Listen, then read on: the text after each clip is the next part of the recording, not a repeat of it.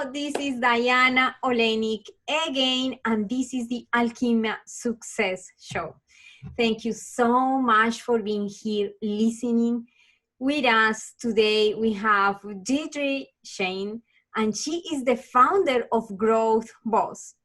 This is an amazing company that is leading in mentorship as a program, and it uses the power of human connection, tribe building, and funnels. So I'm very excited because we are in this digital economy, and it seems that there is more and more technology that is coming, and those are amazing tools that we can use for our business. So that's why I'm super excited, and that's why we brought Deirdre to the show to explain us about her journey, because it's very interesting, and also about these strategies that she uses in business that have led her to amazing success. Thanks so much, Deirdre, for being here today. And please let us know, how did you get started in this journey? Hi, thanks so much for having me on, Diana. Gosh, how much time do we have? Because I've been in the business world for close to 8 years now. I'll give you a little bit of background, and I'll kind of start, because I think you provide some context to start almost from the very beginning. In a way, I'll try to make it as short as possible. Okay. But so I don't know if you can tell from my accent, but I'm actually I grew up in Australia, in Sydney, and I've just moved to New York. So I've been here for just over a year now. Yeah. Came at a very interesting time, obviously. But my parents actually moved to Australia when I was a baby, and like with a lot of first migrants, and you might be able to relate to this as well. The reason why they did that, it was because to give us, their kids a better opportunity, a better education, just a better start at life, I guess, than we could have had, back in originally my parents are from Malaysia. And so, I think with that comes a lot of pressure. So, and I think I grew up with just this, just the expectations, not only expectations from my parents and my family, but I think more and more it was expectations that I put on myself. Because, so it was kind of like my whole journey was mapped out for me. I would get into the best schools, I would get the best marks, I would go to university and become a doctor. I obviously did not do that, but that was kind of, that was in the cards for me. Yeah. And, I was on my way, I was on the path. And then, when I was putting together my university when you have to put in your submissions, your applications, I realized that I actually hated science. So I was like, I don't know why I'm going to subject myself to essentially a science degree, when I had absolutely no interest in it. So I had to have a very difficult discussion. I don't think my dad's forgiven me to this day, but I had to have a very difficult discussion about not doing medicine, and I ended up doing business and law instead. I didn't end up becoming a lawyer. I went into banking, into the finance industry. And I was, I've always gravitated towards roles that kind of gave me sort of this bird's eye view, or, so it was like a lot of strategy roles. I was part of when the innovation team was first, stood up. I was part of that. So I was always really attracted to sort of, roles where I could truly problem solve, because I just love problem solving. And then what happened was that, I was like this junior burger. I also, because being an overachiever, I actually worked part-time in financial planning while I was at university. So I had this background in financial planning, and what happened was there was this regulatory reform that was happening. It was like a once in a decade type thing that was happening in the banking industry in Australia. And I was like, for whatever reason, I was the right place at the right time, and I was the only person with enough of the experience to actually lead a stream of work in this big program. And what that meant, so, I'm this like essentially a junior burger in this room full of like super senior people trying to implement this program.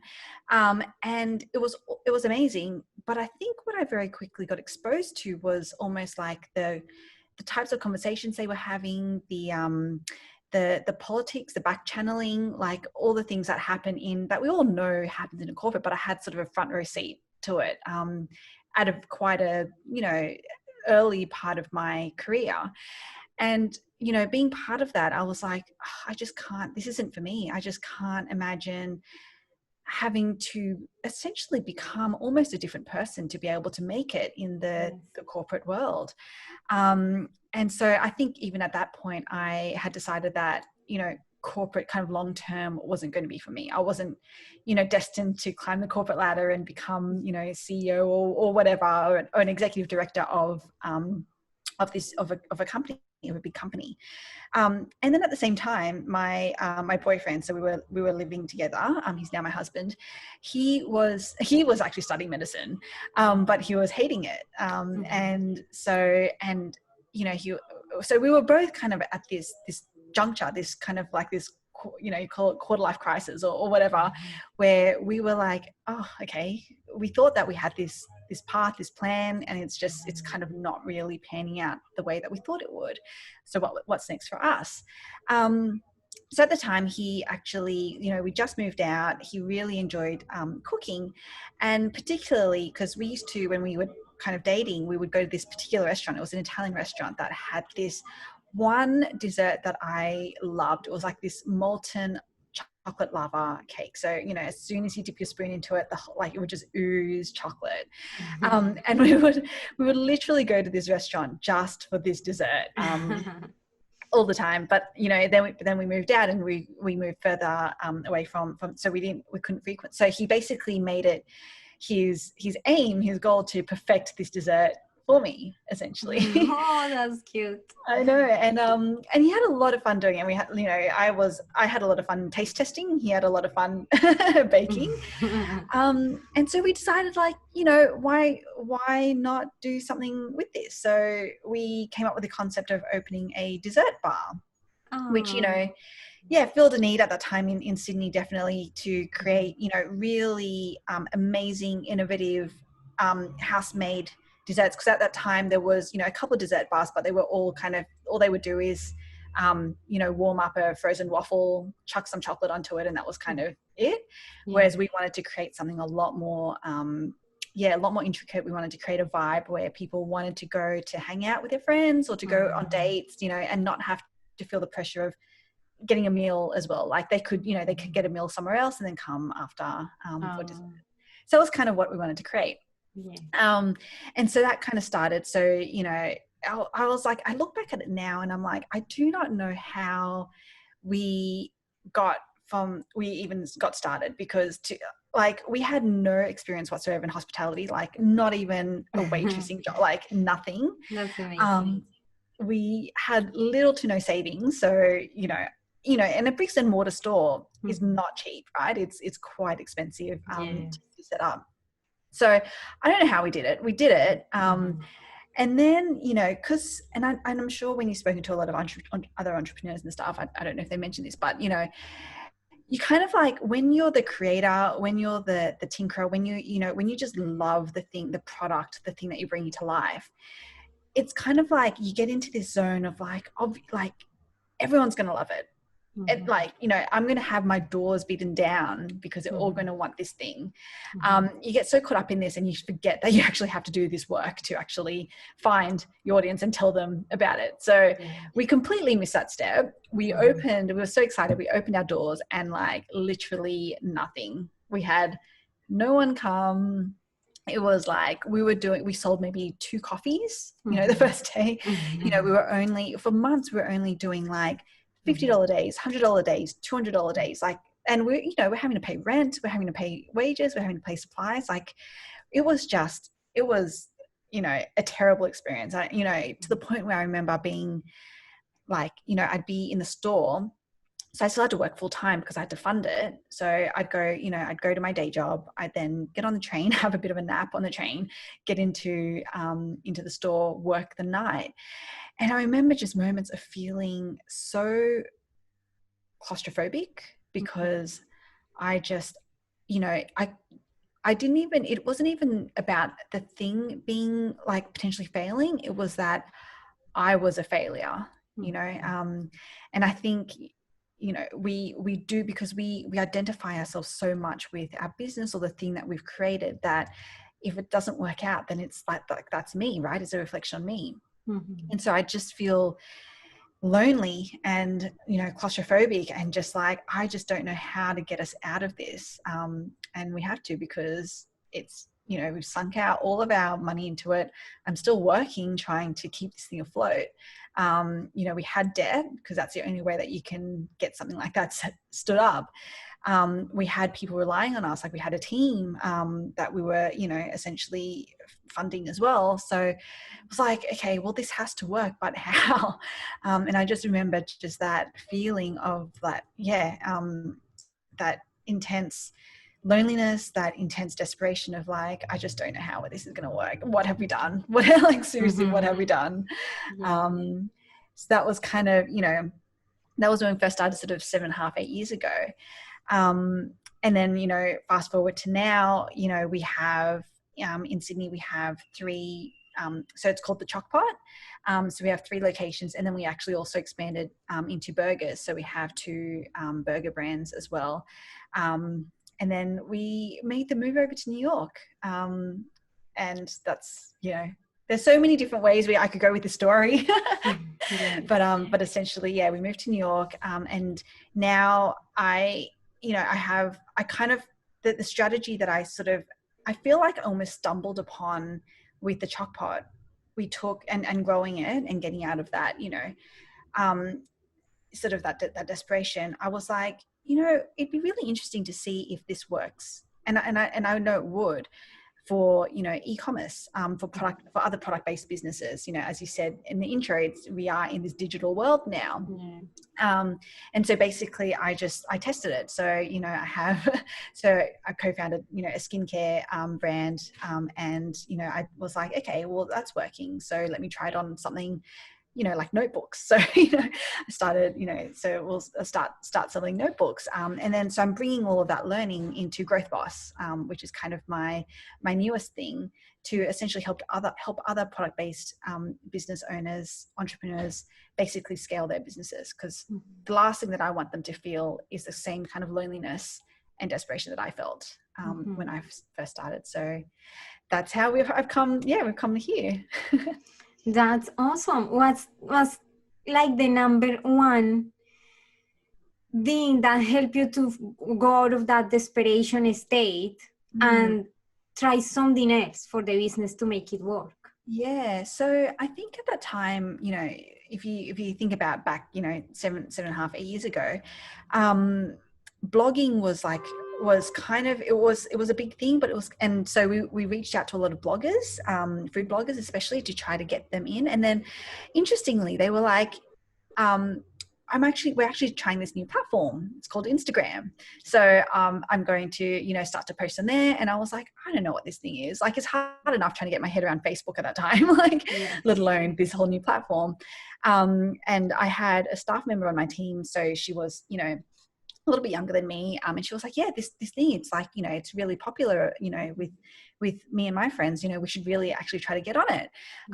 So I was like, okay, well, why not? So she set up a profile. It was like, if I look back at, you know, our very original photos, it was like abysmal. It was, you know, not at all like, you know, what Instagram is like now. And so we kind of started, so these bloggers, so, you know, we had our profile, we had these bloggers coming in, they were starting to spread the word on Instagram. And then more and more we started seeing the power. And I remember this one, so, you know, a few months down the road, my partner and I were, you know, it was kind of like one of the first nights that we could actually get off. And so we had date night, and we were out. I think we were at one of our favorite Japanese restaurants.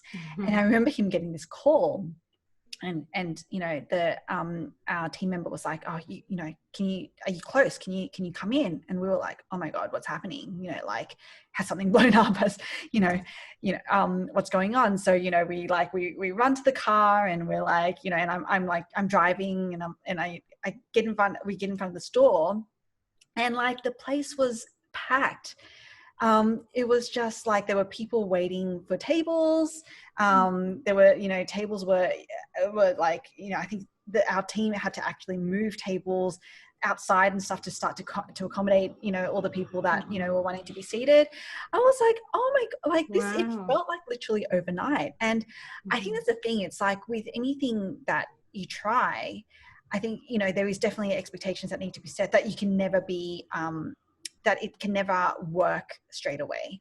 I think that overnight, what felt like an overnight success was just months and months of building, you know, relationships, building, you know, connections, which is why I'm such a big believer in human connection. And then, you know, and then leveraging audiences to get to a point where there was almost, it felt like there was then mass traction that happened. And that didn't happen overnight. It was a lot of work to get there. So that was kind of like, okay, so that was what I started seeing. And then from there, our brand, we kind of evolved, because, you know, I think we first started with, let's do really incredible desserts that were really tasty, that people, you know, just loved eating. And then it kind of then went into that whole, you know, Instagrammable, you know, food. So then we really played into that. So all our desserts became really like, you know, big, and not big in, you know, that sense, but like big in the sense of looking really great. Like, you know, it'd have like dripping chocolate, it would have, you know, rainbow ice cream things. And then we started actually collaborating with influencers. So they, you know, and, you know, we worked with quite, at the time, like, you know, now they're massive, they have millions of followers. At the time they were just like, you know, tens of thousands, hundreds of thousands. And we would actually work with them to craft a dessert for them. And then, you know, and so being able to think of different ways to actually leverage people's audiences, and then also add value back to them was really, I think, the power behind what we did. And so that's kind of the thinking. And, you know, in influencers probably aren't, I mean, I think they definitely still have, you know, they still have a lot of power, and you can still get a lot of traction with them, but they probably aren't as, you know, 7 years ago, 6 years ago, even, you know, it probably doesn't have quite the same power, just because of, you know, it's kind of a whole industry in itself right now. And I think with that, you know, comes this, a bit of loss of authenticity. So then now it's really about, how do you, yes, one strategy is to leverage, you know, other people's audience, but how do you truly build your own audience through human connection? And that's kind of almost the new way, or the new lens that we're bringing onto how we coach our clients. Yeah, that was gonna be my next question. And in these present times, with all the complexities that now we see, with how, you know, it's more difficult because of the platforms, you know, the algorithms, it's more difficult to grow in these platforms. Yeah. How do you think that now is the best way for tribe building, and what means actually tribe building anyways, for somebody who doesn't know what is tribe building? Yeah, so tribe building is essentially getting your own, building your own ecosystem of essentially raving fans. And they don't need to be raving fans right now, but they will become raving fans, because the more that they get to know you, the more that they get to know what you do, the more they get to know the value that you bring, the more, and the real you know, again, the human connection, the more that they're going to become raving fans. So I guess, and, you know, I do want to sort of separate. So right now, you know, we think of our Instagram account or our Facebook page as, we're building community, and or a tribe. And we are, in one sense, in terms of we're getting a group of people following us as one definition of community. But really how I look at it is, you not only want people to be following you and engaging with you, but you also want them to be engaging with each other, truly engaging with each other, because that's when they actually get more value. And so, and the way that I like to do it right now, and, you know, this is just a tactic, it's just a platform and things can change. But Facebook groups is really the best way to be building a community or your own tribe right now. Because I kind of see, you kind of go, Instagram is kind of you pushing out content to people, and that's great. And there's definitely a time and place, and some people want that. And it's definitely a great way to initially find your audience, but then you want to bring them into a place where they can engage with you one-on-one, but then when they actually start helping each other, when they start engaging with each other, that's actually the true power. That's when you, as the leader of that group, have added more value to an individual than you could have on an Instagram page or Facebook page. And the reason why I like groups right now is because when you think about the purpose behind or the strategy behind Facebook, let's say, and they are the biggest platform by far, any platforms. And you go, Facebook page is almost just redundant in a way, because they've changed the algorithm so that it's, you have to actually pay to boost to get your, what you're putting out in front of more people. But when you look at their strategy is to build communities. And that's why they have groups. And so when people do post in your group, it gets a lot more reach than you will be able to get on your page. That you don't have to pay for. So when you can kind of go, okay, well, what is actually the strategy of that particular platform? Where are they heading? Why are they doing things? If you can play into that, that's when you actually make it work for you rather than against you. So that's why I'm actually a really big fan of groups, apart from the fact that, you can actually build a true engaged tribe in there. The challenge is to get the people to believe in you. And I actually don't have a Facebook group right now. That's why I'm very interested. And many listeners might be in the same situation. How do you get the people interested enough to actually be involved in a group? Because right now there are also so many groups, and many people complain about that it's so noisy that they don't want to be involved in so many groups. Yeah. So, what do you think? So I think, you have to be really, obviously very, how do I answer this? So you have to know what value that you're adding to people. You can't just throw a group out there and expect that, people are going, because then that's when it becomes noisy, right? And also when you start to, and you have to be very selective of the people that you do let in, because you do get a lot of spammers, you do get a lot of, so that's when, again, it becomes really noisy. But, so the way that I think about it is, if you can, and this is definitely it works for all types of business, but if I think about it from a product, someone who's selling a physical product, because this is incredibly untapped for businesses that are selling physical products. There are a lot of groups out there that are done, that have been created by coaches and things like that, and which makes a lot of sense, but very untapped for physical products. And so the way that I think about it is, because in every result that we're trying to get a customer or an audience is made up of mindset, skill set, and tool set. So what is the thing? So the tool set is, what is the thing that they physically need to get the result that they're after? And in a lot of times for physical products, it is the thing that they're selling. It's the product that they're selling. So that's the tool set.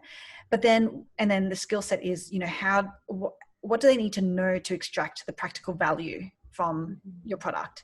And it could be as simple as, I don't know, like you just need to plug it in and press the on button. It could be as simple as that. Or, if someone's selling skincare, then it's like, what is that skincare routine? What are the ingredients that actually make it, makes it so powerful? And then the mindset is, that how do you get them into the mindset of either wanting to move away from the pain. So that's for a painkiller product where, someone is in pain and the result you're trying to get them is to move away from that. They either need to be in the mindset that they want to do that they want to be moving away from the pain, or if you have, again, what I call a vitamin product, then how do they need to be in that mindset of seeing that their aspiration, that goal that they're trying to reach for is achievable, that it's not out of reach. So then if you can really start to coalesce around this mindset and skill set part of it, and your tool set's kind of like, well, that just rounds out, the offer. It becomes a no-brainer for them. But if you can kind of really talk to that mindset and skill set and bring value to people from that perspective, that's how I like to think about how you can actually add value in a group. And then not just you, but then, as I said, the tribe starts to add value to each other, which I think is super powerful. So what would be the sources where you can promote a group? I'm thinking maybe not just Facebook would be a source, but is it recommended, you say you put a post somewhere in Instagram, LinkedIn, or how would be the best strategy to actually invite people to go check the group? Yeah, everywhere. Okay. Everywhere. So it's just the same as promoting a product or a podcast, or you want to kind of go everywhere. And I do have a particular strategy around doing challenges and launches and stuff that it creates a hook for people to join your group. So definitely there's a whole strategy around how you do it, but definitely where you do it is in all the same place, wherever your channels are.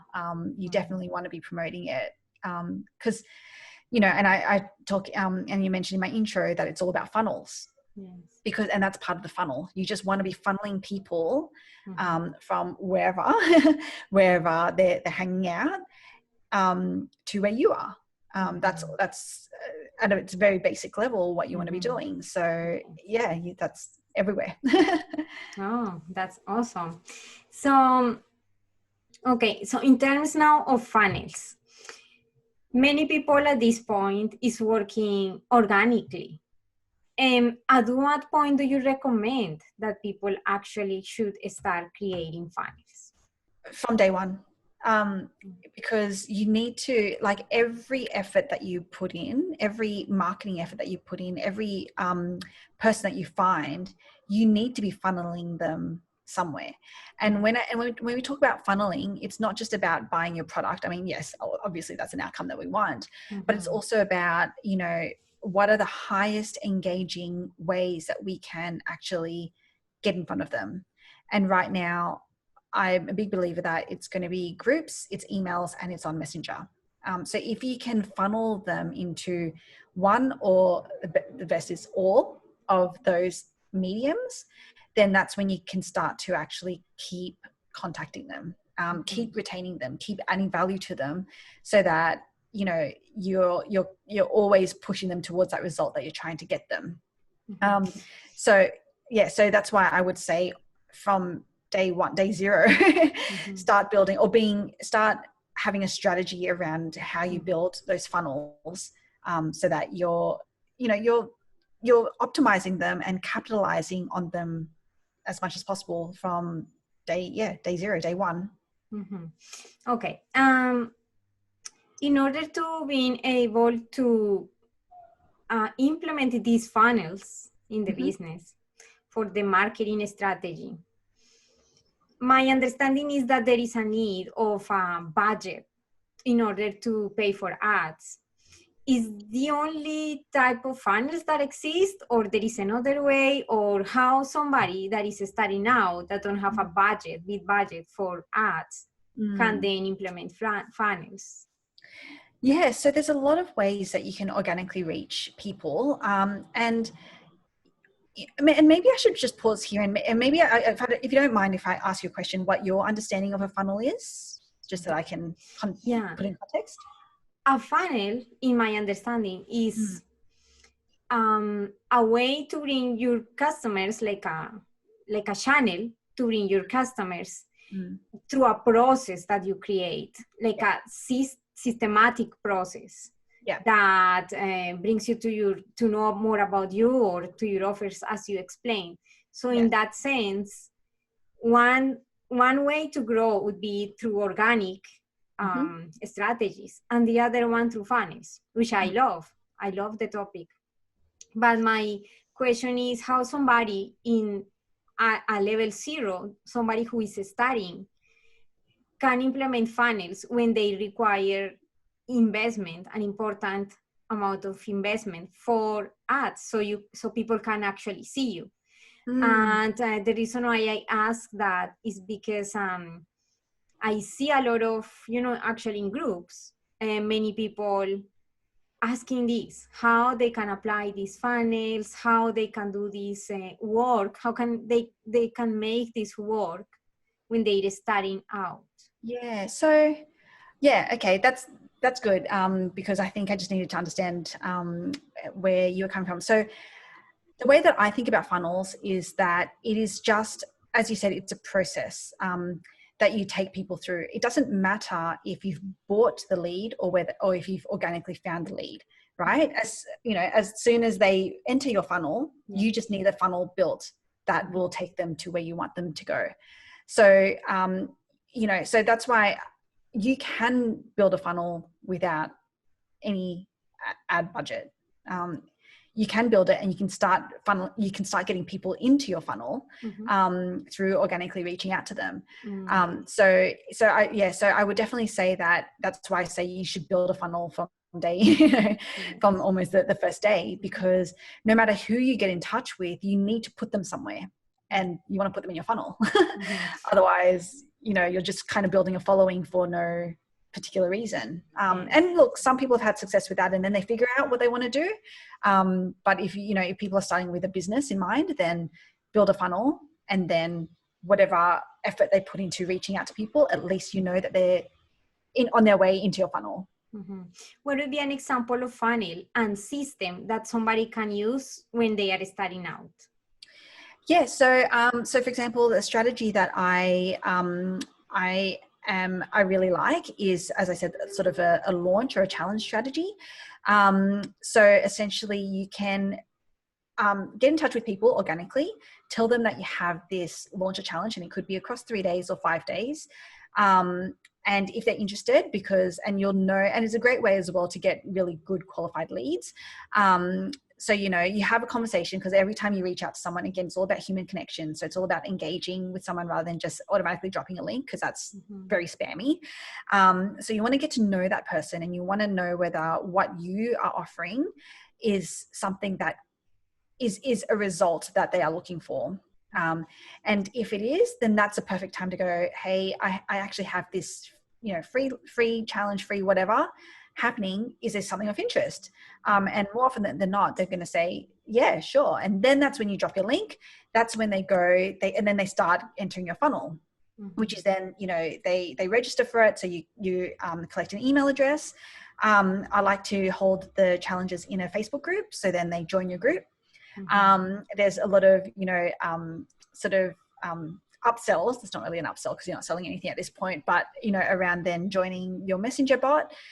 So then that's when you're getting them in your three-pronged ecosystem. And then from that launch and challenge, again, as I said, if you can address the mindset and skill set part of it, then following up with your tool set becomes a no-brainer. And that's when you lead them into the sale, which then gets them to, you know, sort of to the end of the funnel. You can start upselling them truly there.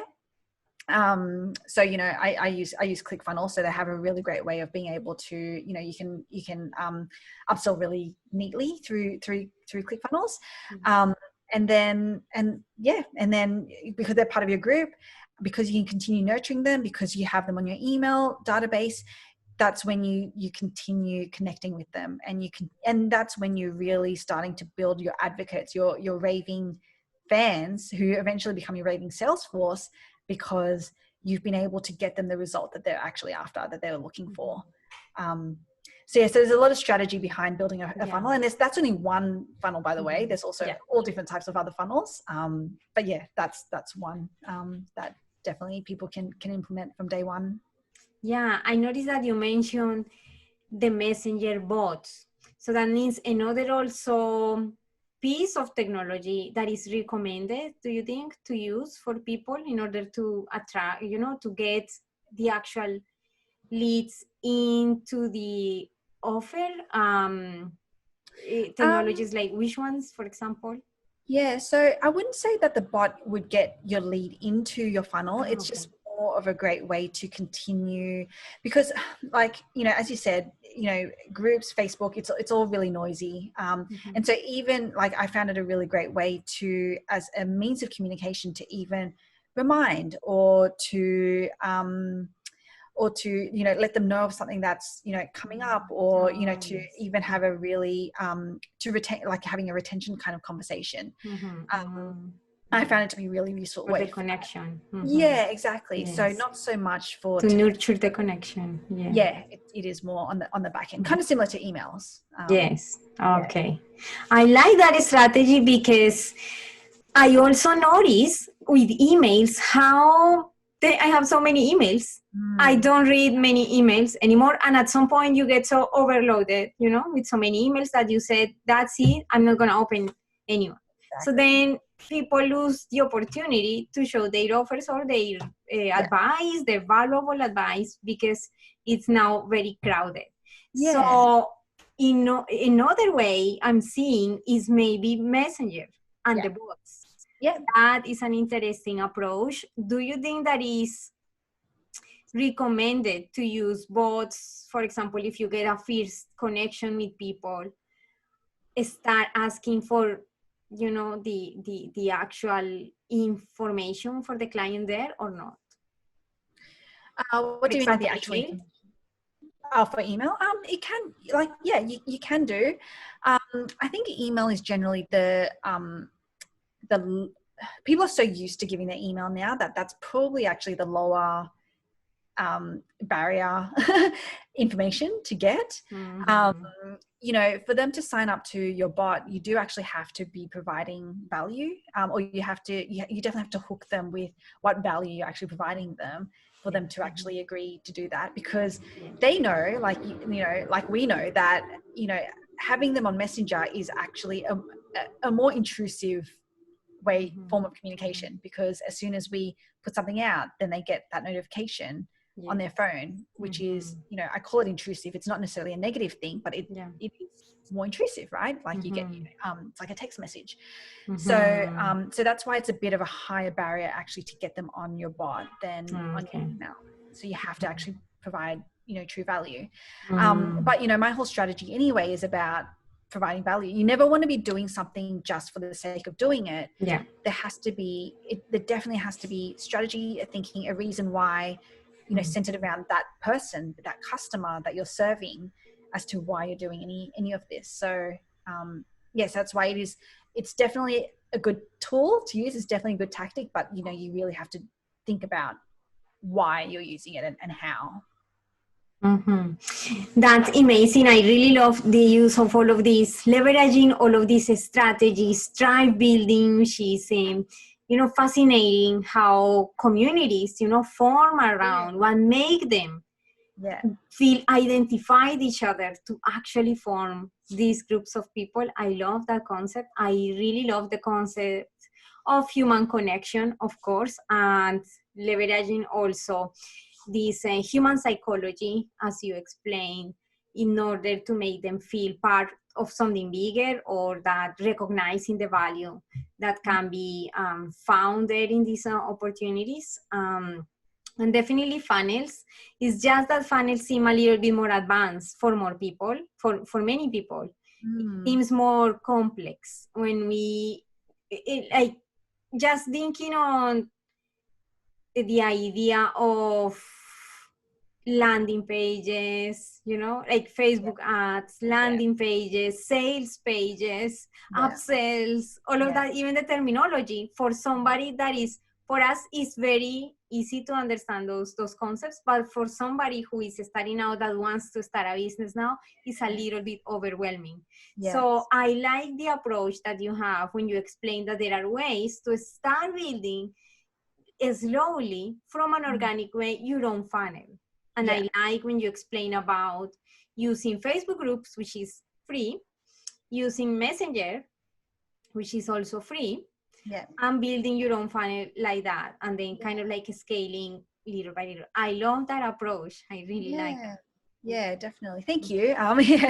We and that's why I think, going back to, my kind of day one and, feeling that loneliness, I think you're absolutely right. People, might listen to this and be completely overwhelmed and be like, oh my God, what are you talking about? What are these funnels? What are these, and I totally get it, because that was, I've been there where, people would just say to me SEO, and I'm like, what is SEO? Like, what is, and so that's why I think it's just so important. Like, that's why I really love the work that I do in Growth Boss, because we do that. Like, as you said, we break down each step. We have a strategy. We help people actually really understand why they're using a funnel and how, step by step, completely hold their hands through the whole thing, because it is overwhelming when you're trying to, when you're trying to learn these things on your own and you're trying to implement it. It's, 100%, it's a recipe for failure. And that's the thing, that those are the things that you don't want getting you down or holding you back, because everyone has success in them, and it's just about them knowing that and then they just need the right process. They just need the right strategy to actually to help them make it happen. And that the last thing I want is for something like this, like a conversation like this, to make them feel like they can't, to make them feel overwhelmed, or feel like they're backwards or whatever, that they can't achieve success, because that's the last thing. I think that all of us go through the process of learning. It's just a learning process, and we embrace it with curiosity. So it releases stress when you embrace it with curiosity. It's like, let's see how all of this works. And everybody has the skills to learn all of this. It's just that it takes a little bit of time and patience, but everybody can learn.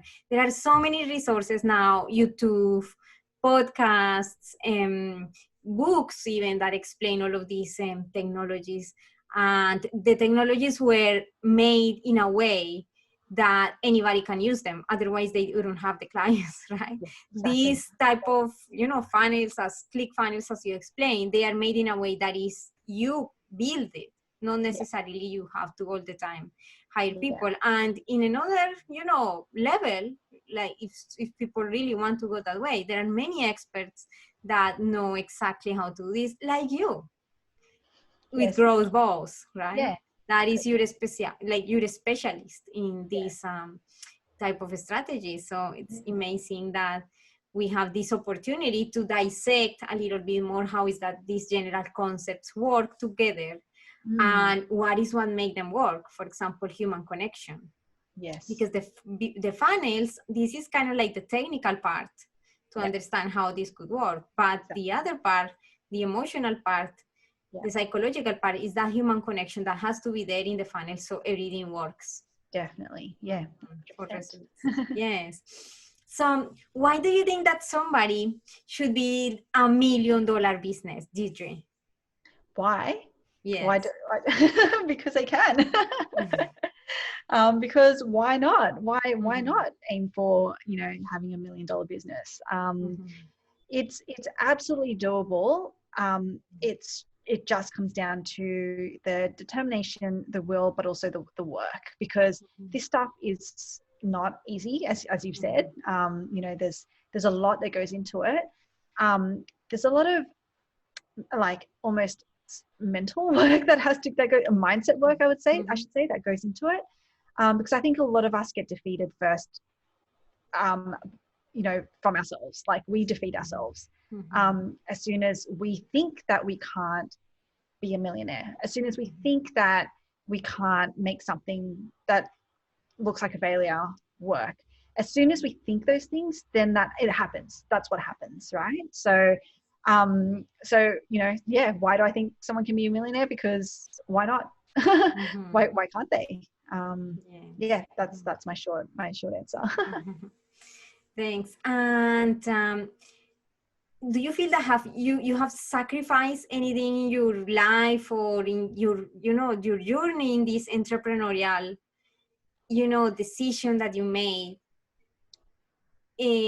Have you really sacrificed things, or how do you analyze now your life looking back?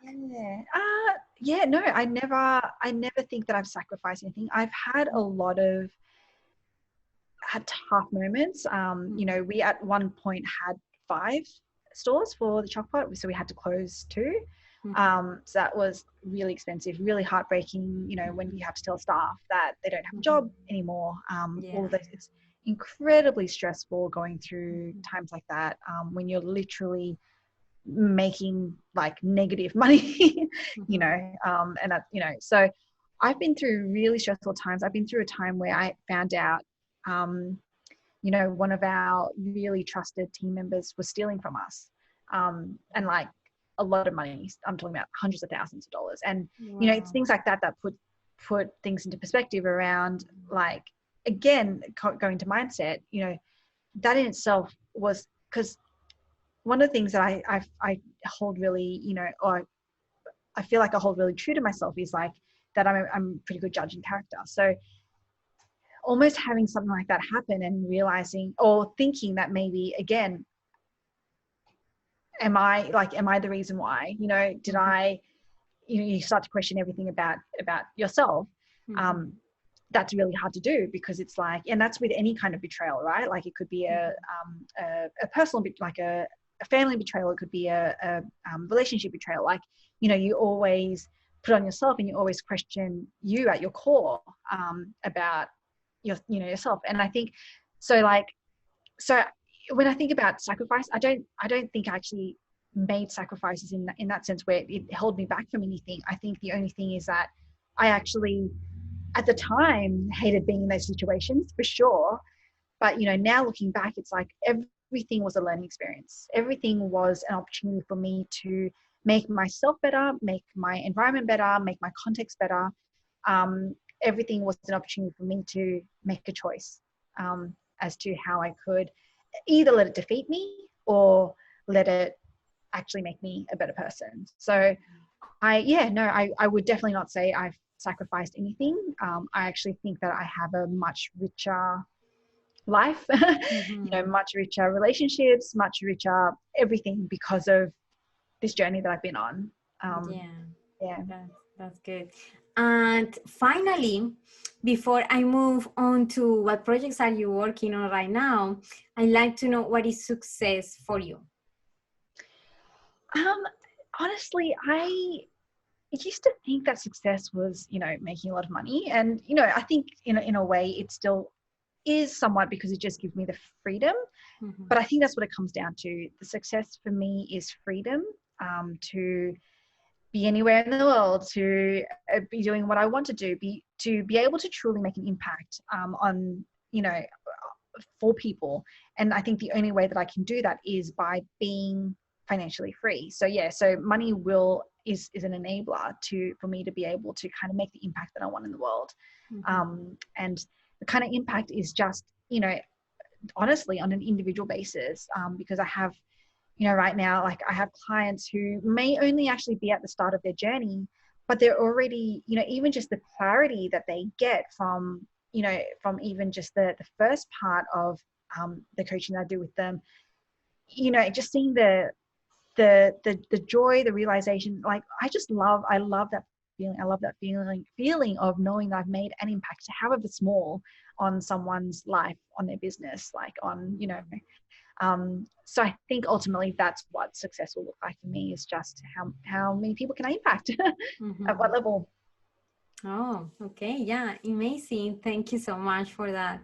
So what projects are you working on right now? What is, you know, in your vision? What things are you cooking there in the background of growth I feel goals? like I seem to always have lots going on, but so obviously my signature program is Growth Boss Academy. So that's kind of to help people, you know, really scale their businesses. I'm actually also working on something that starts right back at the beginning, even just to help someone who might have an idea, might not even have an idea, but just knows that they want to get into sort of an e-commerce business. So really get going literally from zero, helping them go from zero to 6 figures. So I'm working on that now, and I'm also working in sort of conjunction with that. I'm sharing my own story around, I think I mentioned that we're literally doing all of the things, this whole strategy, this whole process about building funnels, about human connection, about getting a product or a business off the ground from zero. We're actually, we've created our own podcast around it. So taking people on that journey with us as we go through that journey.